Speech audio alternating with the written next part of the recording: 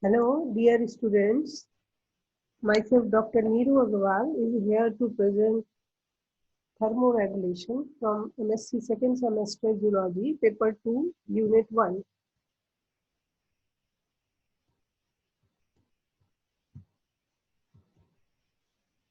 Introduction. First, we should know that what is thermoregulation. Thermoregulation is the ability of an organism to keep its body temperature in a certain limit, or it is a homeostatic mechanism for regulation of body temperature at a constant level. What is the importance of thermoregulation? Why our body regulates temperature at a certain limit? As we all know that the temperature is the most important and essential ecological factor which affects all activities of the organisms. All enzymes of body work in an optimal temperature. So normal body temperature varies between 35.8 to 37.3 degrees centigrade.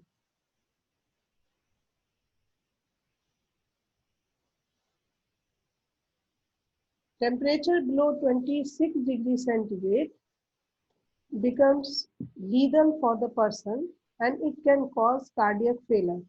While the temperature above 43.5 degrees centigrade, temperature means the core temperature of the body.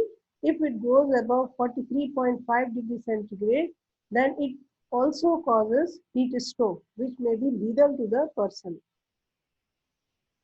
There are two types of animals on the basis of temperature regulation. Number one is homeothermic animals and second is the poikilothermic animals. Homeothermic animals are those animals whose body temperature is constant. It does not change with the environment. And they are also called warm-blooded animal, or we can say they are endothermic animals as they use their metabolic heat to maintain their internal body temperature. For example, birds, mammals, including humans. Second is poikilothermic animals. So animals whose body temperature is not constant and varies according to the environmental temperature are called poikilothermic animals. So they are also called ectothermic animals because they do not use metabolic heat to maintain their body temperature. Example, all invertebrates, most aquatic vertebrates, amphibians, reptiles, etc.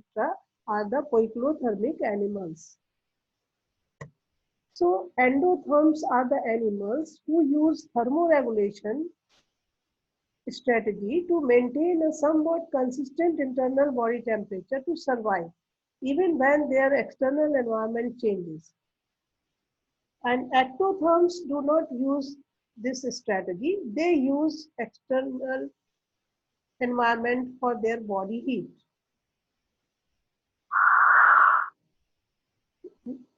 Normal body temperature of the body जैसे हम सभी जानते हैं कि जो human beings की body it is hypothetically divided into core and shell temperature so you can see this is the body of the person.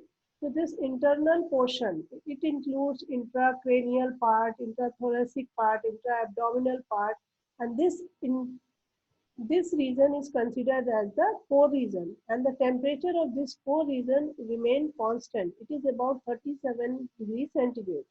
And this outer peripheral portion, it includes limbs, forelimbs, hind limbs, and peripheral part of the body.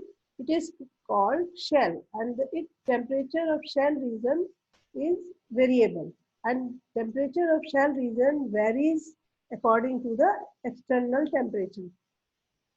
So there is a fluctuation is of +1 -1 only from the core temperature.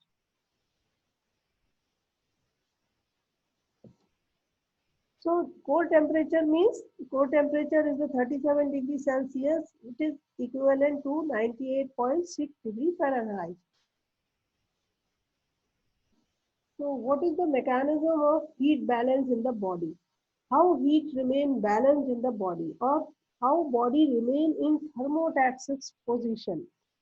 Thermotaxis means when there is no body, no heat production or heat loss. Body remain in the constant state. So normally body temperature is maintained by two processes. One is by heat production, which is called thermogenesis, and another is heat loss, which is called thermolysis. So mechanism of heat production, or we can say thermogenesis. Thermogenesis means production of heat. In our body, heat is produced by the following activities. Number one is metabolic activities due to the metabolism of food, muscular activities, different hormones like thyroxine, adrenaline, increase heat production, radiation, environment also radiates temperature. Environment also radiate heat whenever it is warmer than the body. Shivering means exposure to cold causes rapid involuntary muscular contraction called shivering. So this also helps in production of heat. Heat is also produced by liver and heart, internal secretions, digestion, and hot food. Mechanism of heat loss, that is thermolysis. Heat is lost from the body through skin, lungs, excretions, gastrointestinal tract. So these are the several means by which heat is lost from the body. But skin is the major means by the heat loss, means of the heat loss. When environmental temperature is less than body temperature, heat is lost by skin through following methods like radiation, conduction, convection, and evaporation. About 60% heat is lost through radiation, 3% through conduction, 15% through convection, and 22% through evaporation. So this is the radiation. Normally human body radiates heat in all directions. So heat rays are also being radiated from the walls of the room and other objects towards the body. So about 60% total heat is lost through the radiation. And the radiation from the heat body depends upon the surface area of the body, emission power of the body, and third is the difference in the temperature between the radiating body and the surrounding object. Next is the conduction. About 3% is heat loss through the conduction when our body remain in contact with any solid object. It may be bed or table or chair, anything. So it loses heat, about 3% heat through this chair or bag through conduction. Third is the convection. About 15% heat is lost through convection. So in convection, heat is conducted to the surrounding air of the person, and then through the air current, it is flowed away. And the next is the evaporation, is another means of losing heat from the body.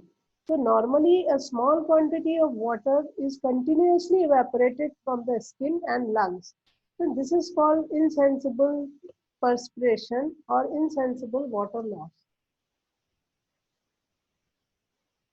About 0.58 calorie heat is lost when 1 gram of water evaporates from the body. And sweating is also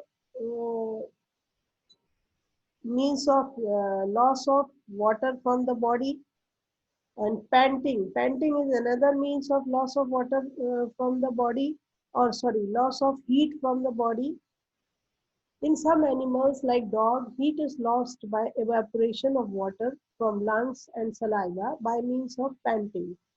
So what is panting? Panting is the rapid shallow breathing associated with dribbling of more saliva is panting. So you can see panting by a dog.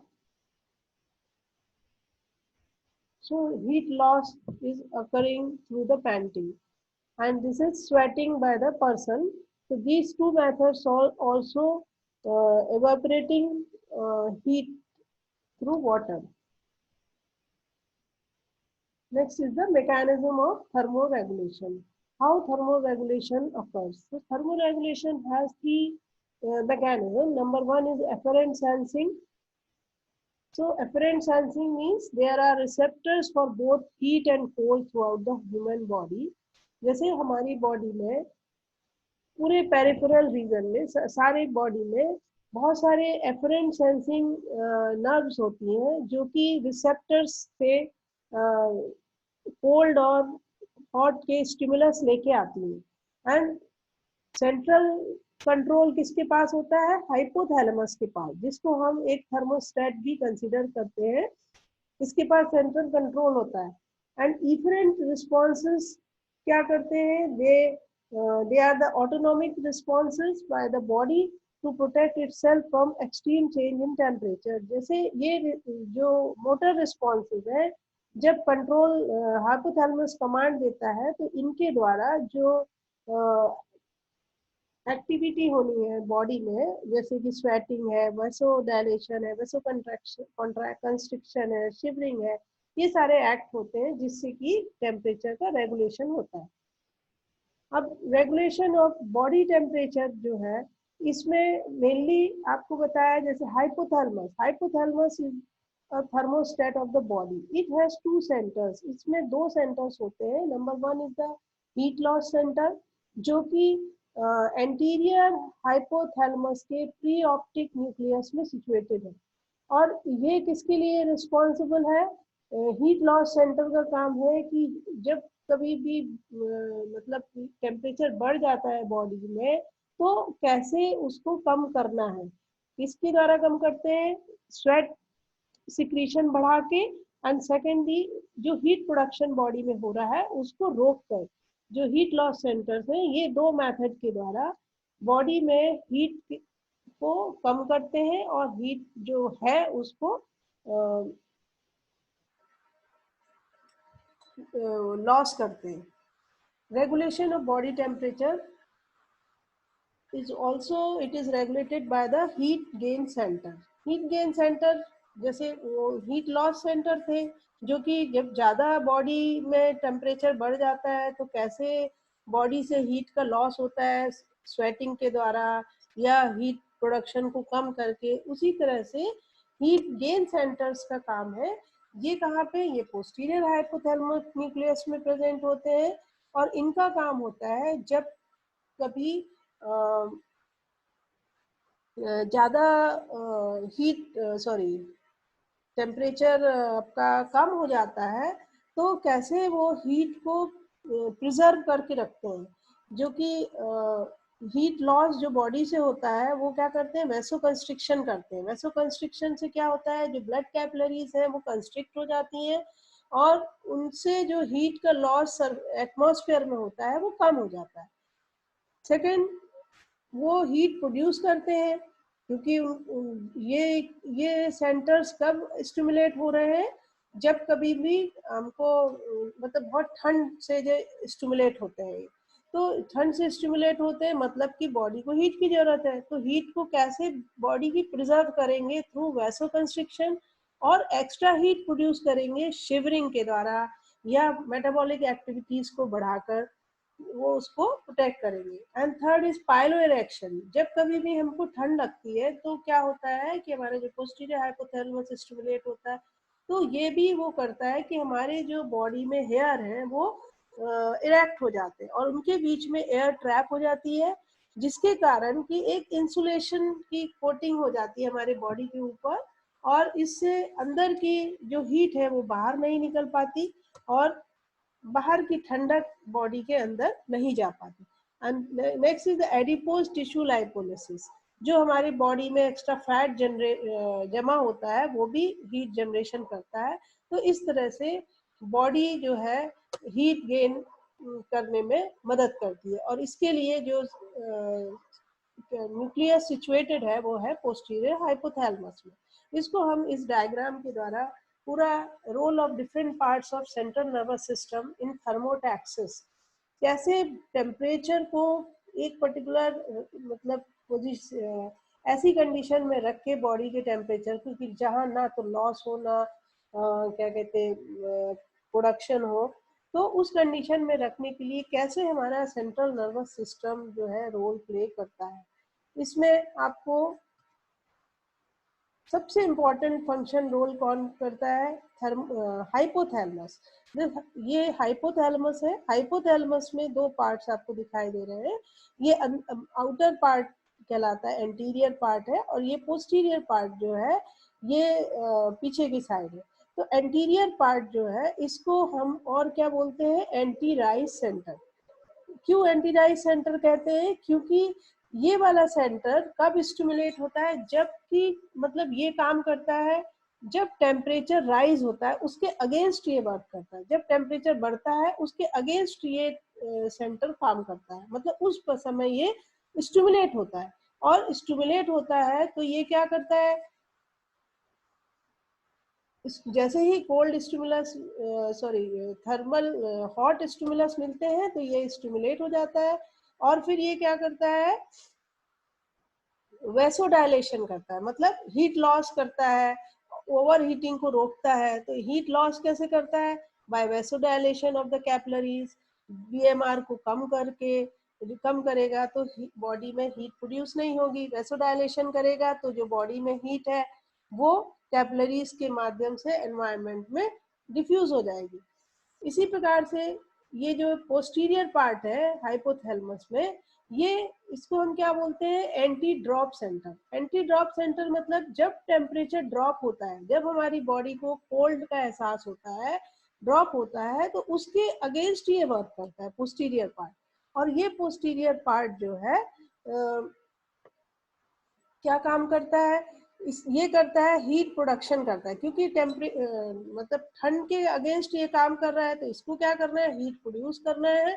और जो ठंड हमारी body को लग रही है, chilling हो रही है बॉडी में, उसको रोकना है। तो वो कैसे उसको रोकेगा, कि एक तो हमारी बॉडी में बेसल मेटाबॉलिक रेट को बढ़ा देगा।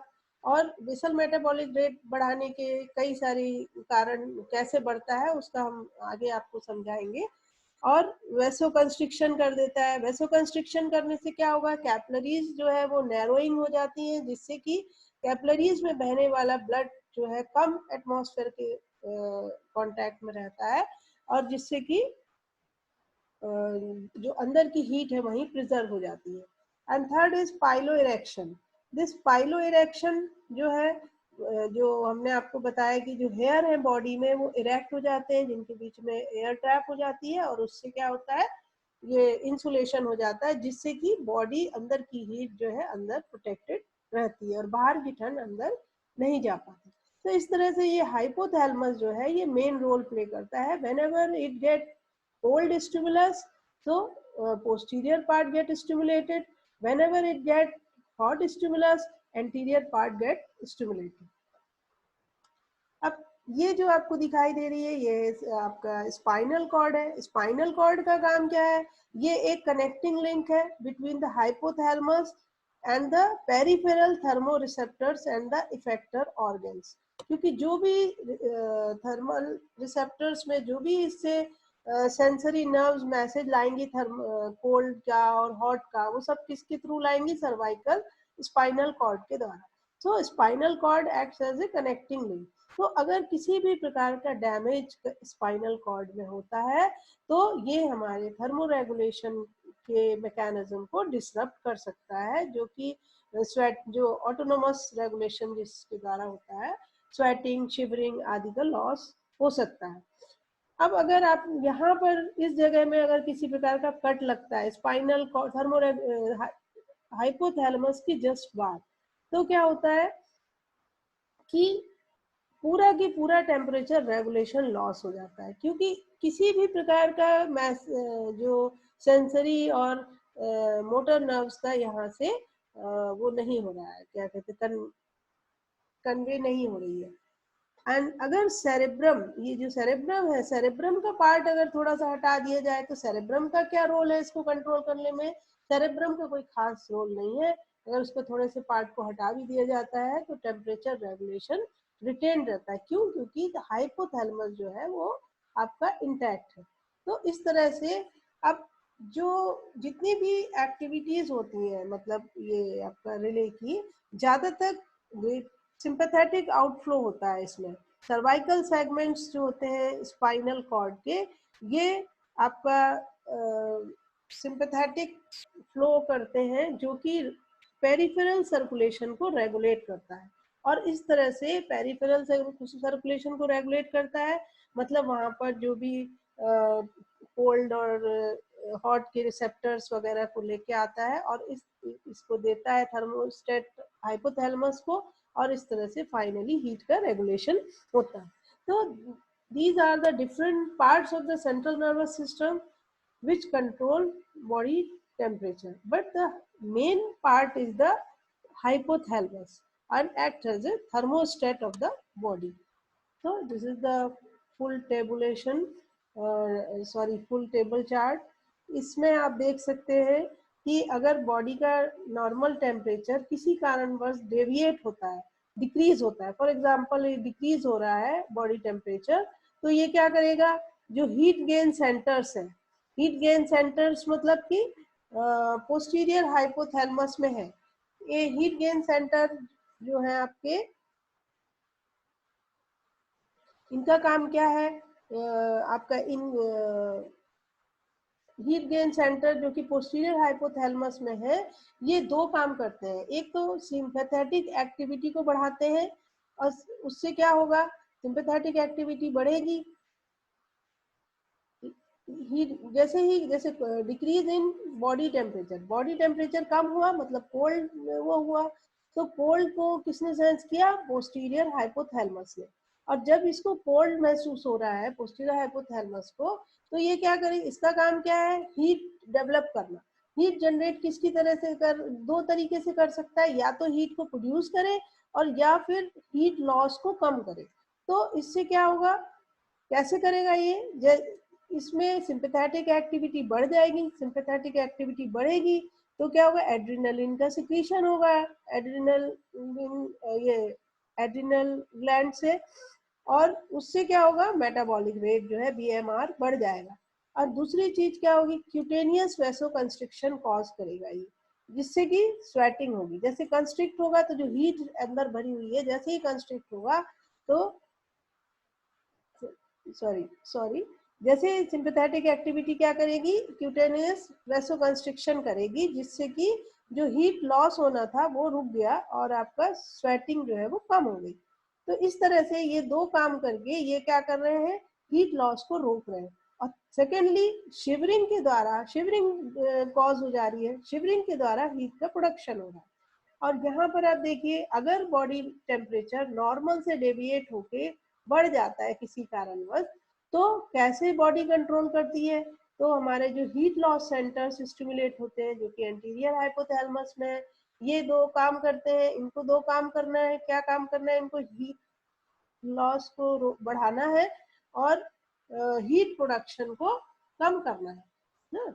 तो इसलिए ये क्या करेंगे, इनका जो सिंपैथेटिक एक्टिविटी जो इसमें बढ़ गई थी, वही सिंपैथेटिक एक्टिविटी यहाँ पे इनहिबिट हो गई, जिसके कारण एड्रेनालिन का सिक्रीशन रुक गया, मेटाबॉलिक रेट कम हो गया, मेटाबॉलिज्म से जो हीट प्रोड्यूस होती है वो कम हो गया, क्यूटेनियस वैसोडाइलेशन हो गया, जिससे कि स्वेटिंग बढ़ गई। और सेकेंडली ये क्या किया इसने, शिवरिंग रुक गई, शिवरिंग नहीं होने से हीट प्रोडक्शन में रुकावट आ गई। तो इस तरह से जब टेम्परेचर बढ़ता है तो decrease in heat production and increase in heat loss करके बॉडी टेम्परेचर को नॉर्मल किया जाता है। और जब बॉडी टेम्परेचर डिक्रीज होता है तो हीट लॉस को कम करके और हीट प्रोडक्शन को बढ़ा के बॉडी टेम्परेचर को रेगुलेट किया जाता है। अब आपने देखा होगा कि हाइपोथैलेमस जब वर्क करता है तो उसके साथ साथ कुछ हार्मोन सिक्रीट होते हैं, तो बॉडी में वो भी इसको रेगुलेट करते हैं टेम्परेचर को। तो जब कभी हमारे जो कोल्ड रिसेप्टर्स बॉडी को मिलते हैं हाइपोथैलेमस में या के द्वारा पिट्यूटरी में जाते हैं, तो ये किसको स्टिमुलेट करते हैं, पिट्यूटरी को, और जिससे कि वो सिक्रीट करती है थायराइड स्टिमुलेटिंग हार्मोन। और ये जो थायराइड स्टिमुलेटिंग हार्मोन है, कोल्ड कंडीशन में थायराइड ग्लैंड को स्टिमुलेट करती है और वो थायरोक्सिन हार्मोन सिक्रीट करती है। And thyroxine is responsible in increasing basal metabolic rate. तो जैसे बेसल मेटाबॉलिक रेट बढ़ता है तो उससे बॉडी में हीट प्रोड्यूस होती है, और अगर हॉट कंडीशन है तो थायरोक्सिन का सिक्रीशन कम हो जाता है और बेसल मेटाबॉलिक रेट कम हो जाता है और हीट जो प्रोडक्शन है वो रुक जाता है। एड्रेनालिन भी एक रोल प्ले करती है, जैसे हमने आपको बताया कोल्ड, वो भी कोल्ड स्टिमुलस मिलने पर ही रोल प्ले करता है। जब कोल्ड स्टिमुलस पोस्टीरियर हाइपोथैलेमस को स्टिमुलेट करते हैं तो एड्रिनल मेडुला जो ग्लैंड है वो स्टिमुलेट होती है, और उससे क्या होता है, एड्रिनलिन हार्मोन सिक्रीट होता है। ये हार्मोन मेटाबॉलिज्म को बढ़ाता है, आपका लीवर में जो ग्लाइकोजन स्टोर्ड है उसको कन्वर्ट करता है ग्लूकोज में, आपका रिड्यूस हीट लॉस जो पेरिफेरल वैसोकंस्ट्रिक्शन करता है जिससे कि हीट लॉस जो है वो कम होता है। तो इस तरह से हीट प्रोडक्शन और हीट का स्टोरेज करके ये पोस्टीरियर हाइपोथैलेमस हमको कोल्ड स्टिमुलस से बचाता है। तो these are the factors which affects body temperature in different ways। जैसे कि एज आपको दिख रहा है, एज में क्या है, लो एज, ओल्ड एज, जैसे ओल्ड एज पर्सन जो होते हैं उनका बीएमआर कम होने के कारण उनमें टेम्परेचर कंपैरेटिवली थोड़ा सा कम होता है बॉडी टेम्परेचर। एंड इन्फेंट्स जो होते हैं, बच्चे होते हैं, जब रोते हैं तो उनका टेम्परेचर थोड़ा सा वेरी करता है क्योंकि उससे हीट लॉस होता है। बॉडी की size also affects temperature of the body. Sex, female में बीएमआर कम होने के कारण भी लो होता है body temperature as compare to male, और ड्यूरिंग मेंस्ट्रुएशन ये जो है इंक्रीज हो जाता है। During menstruation body temperature increase हो जाता है, और after 24 to 48 hours after ovulation body का टेम्परेचर मैक्सिमम होता है, और इसी प्रॉपर्टी को प्रेगनेंसी टेस्ट में भी यूज किया जाता है। फूड जो हम खाना खाते हैं तो फूड के इंगेशन से भी टेम्परेचर में जनरेट होता है, बॉडी में बॉडी का टेम्परेचर थोड़ा बढ़ता है। डायरनल वेरिएशन मींस कि जब हमारे बॉडी का जो टेम्परेचर, हमने आपको बताया कि जो पेरिफेरल टेम्परेचर है ये एनवायरनमेंट के साथ, हमारी एक्टिविटी के साथ थोड़ा बहुत चेंज होता रहता है। तो डायरनल वेरिएशन जैसे अर्ली मॉर्निंग, अगर हम सुबह 5 बजे टेम्परेचर नोट करते हैं तो कम मिलता है क्योंकि हमारी बॉडी उस समय इनएक्टिव होती है। बट अगर हम आफ्टरनून में और इवनिंग में बॉडी का टेम्परेचर लेते हैं तो वो कंपैरेटिवली हायर होता है as compare to in the morning. Factors, another factors are exercise. So during exercise only 25% muscular energy converts into mechanical work. Exercise जब हम करते हैं तो काफी हमारी जो मस्कुलर एनर्जी है मैकेनिकल वर्क में कन्वर्ट हो जाती है, बट बची हुई जो भाग है मस्कुलर एनर्जी का वो हीट के रूप में बाहर आता है। जैसे हमको ज्यादा स्वेटिंग होती है उस दौरान तो हीट बॉडी से बाहर निकलती है।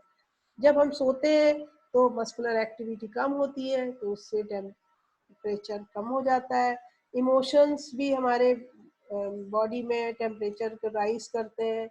जनरल एनेस्थेटिक्स अगर हमको दिया जाता है किसी प्रकार से, क्लोरोप्रोमाजीन ड्रग दी जाती है in the form of anaesthetics, तो ये हमारे रेटिकुलर एक्टिवेटिंग सिस्टम की एक्टिविटी को डिप्रेस करते हैं जिससे कि टेम्परेचर जो होता है वो कम हो जाता है। एंटीपायरेटिक ड्रग्स, जब कभी भी हम फीवर की मेडिसिन लेते हैं तो कैसे हमारे बॉडी का टेम्परेचर उतर जाता है, हमको बहुत तेज स्वेटिंग होती है क्योंकि वो डायरेक्टली हमारे हाइपोथैलेमस को अटैक करती है। और हाइपोथैलेमस क्या करता है, क्यूटेनियस वेसोडायलेशन कर देता है, वेसोडायलेशन करता है, स्वेटिंग होती है और फीवर हमारा तुरंत उतर जाता है। पैथोलॉजिकल वेरिएशंस, अगर किसी भी तरह के इन्फेक्शन हमारी बॉडी में है, कोई डिजीज है और जो कि हाइपोथैलेमस को अफेक्ट करती है तो वो या तो हाइपर या हाइपोथर्मिया कॉज करेगी, या तो हमारी बॉडी में अगर मतलब हमारा थर्मो रेगुलेटरी सिस्टम किसी कारण से डिस्टर्ब हो जाता है। वो कब डिस्टर्ब होगा, जब कोई इन्फेक्शन या डिजीज हमारे हाइपोथैलेमस को इफेक्ट करती है।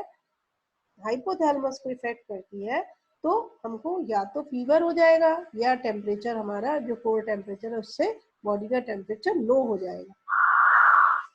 So this is all about thermoregulation.